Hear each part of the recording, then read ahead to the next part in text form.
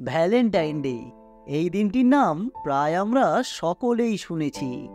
আজকের জেনারেশনের কাছে এই দিনটি ভালোবাসার দিন বা প্রেম নিবেদনের দিন।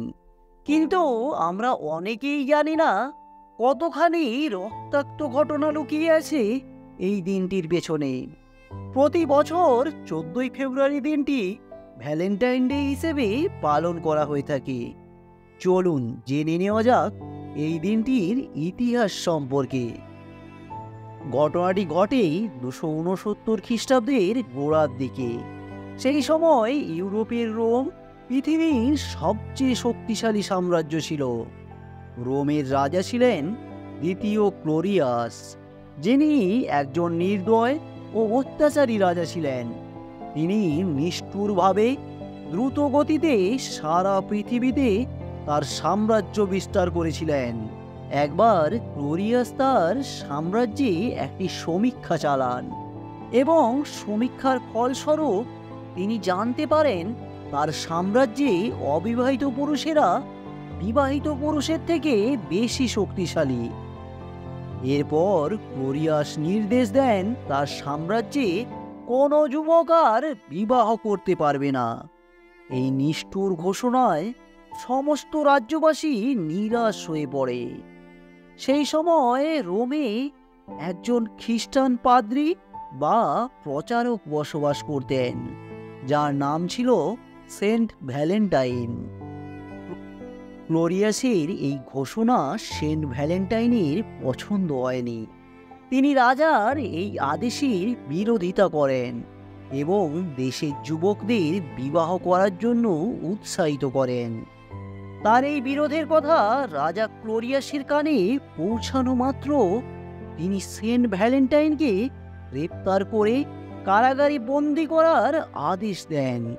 সেন্ট ভ্যালেন্টাইন যে জেলে বন্দি ছিলেন, সেই জেলের জেলারের একটি অন্ধ মেয়ে ছিল।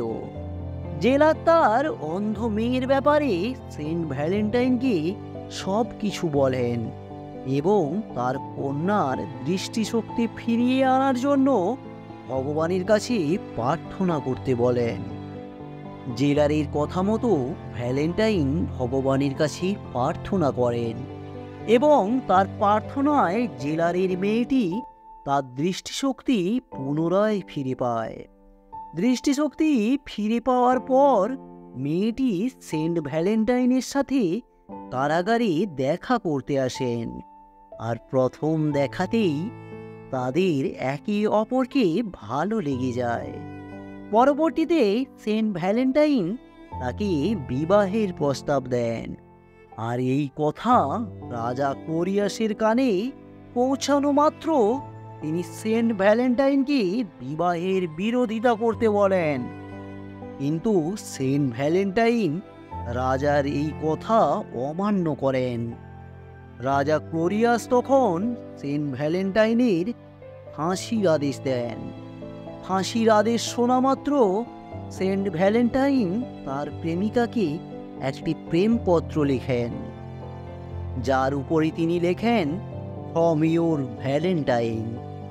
রাজা ক্লোরিয়াস 14ই ফেব্রুয়ারি 269 সালে সেন্ট ভ্যালেন্টাইনকে ফাঁসি দিয়ে দেন এবং তাদের প্রেম চিরতরে অপূর্ণ থেকে যায়।